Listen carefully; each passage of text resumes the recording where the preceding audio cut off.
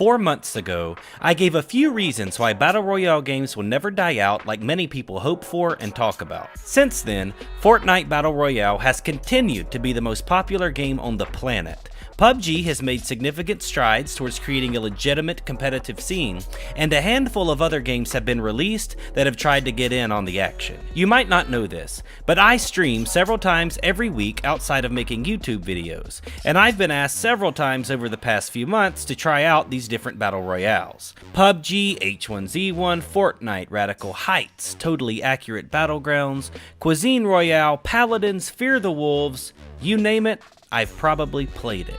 Most of those games are awful if I'm to be honest, and I can't think of one that I played more than a couple of hours except for PUBG. Until this past weekend. Call of Duty Black Ops 4 Blackout mode is doing a few things right, and now was a good time to return to my previous argument about Battle Royale lasting forever. Let's take a look at what Blackout is doing that meets the criteria for Battle Royale success. First, shared experiences. The player counts during the beta make this one pretty obvious. Many people have been playing Blackout on both console and PC. I personally hated the console experience, but that's just my own preference for a mouse and keyboard. I'm not here to bash anyone who uses a controller, even though it's just bad.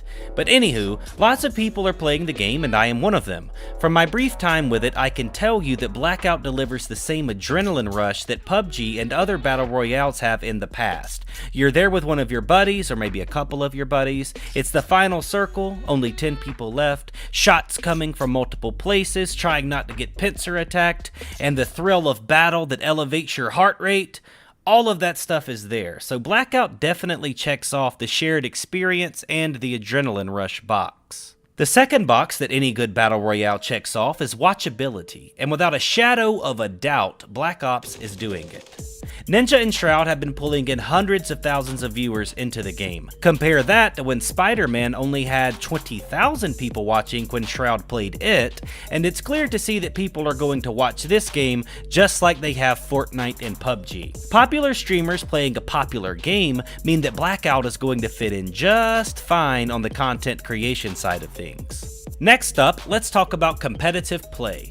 PUBG has done a lot for its esports scene since we last talked about Battle Royale. They have pro tournaments now that are worth a sizable prize pool, and the rules for competitive continue to improve.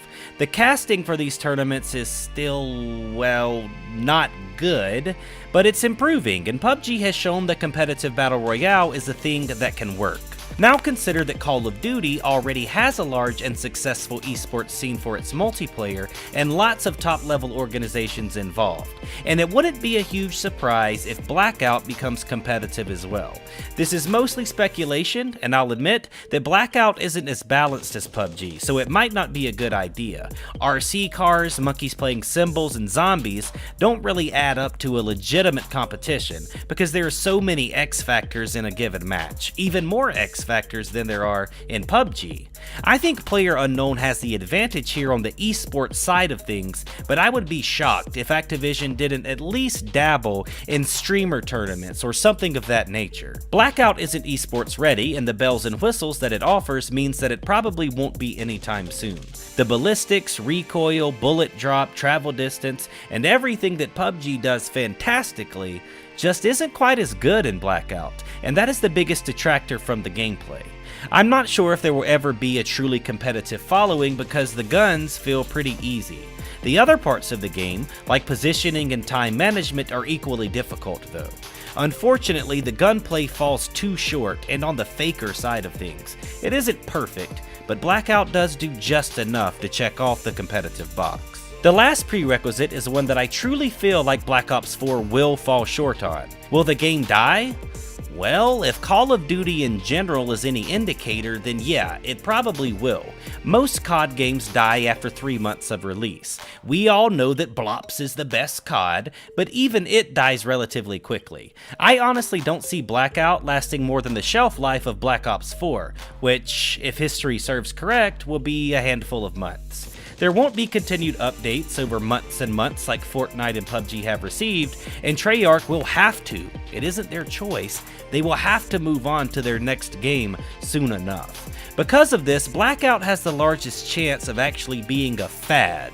However, it provides great shared experiences and adrenaline rush, it's very watchable, and it's kind of competitive. All of that will be enough for it to take its rightful place beside Forkknife and Plunkbat.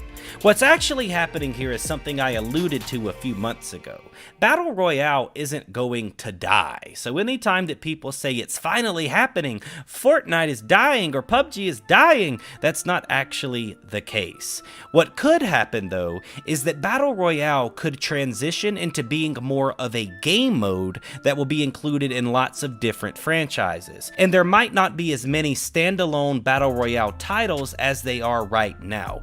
Either way though, Battle Royale is here to stay, so you guys might as well just try to enjoy it. I've been having a blast with Blackout, I think it's fun, I'm looking forward to playing it again next month. So what do you guys think? How will Blackout affect Battle Royale at large? Have you tried it yet? What are your thoughts? If you enjoyed this video, be sure to share it, and as always, I'll see you guys on the next one.